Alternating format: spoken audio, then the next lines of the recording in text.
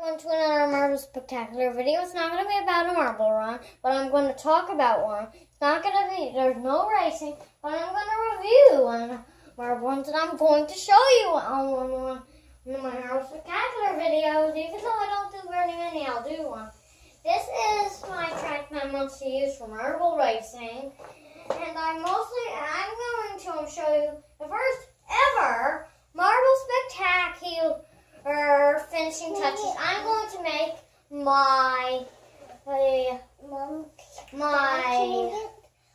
stadium for you, and I hope you enjoy it. But I'm going to talk about more about this marble run.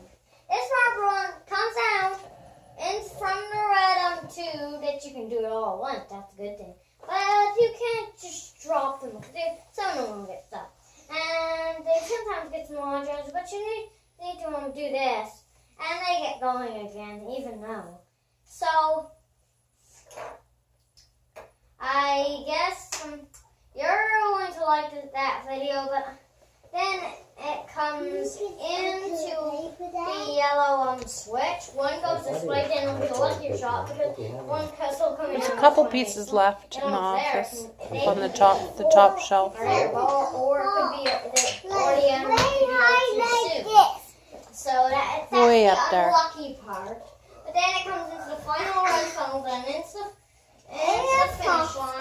That's how it works. Or I'm making 2 videos or something like that. Or a few more. Remember where your audience is.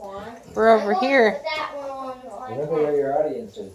So You've got your back to it. I am saying There he goes. that's very good. And I have one more one that I want to review that I'm going to do a few times. It's the Kiva Side by Side.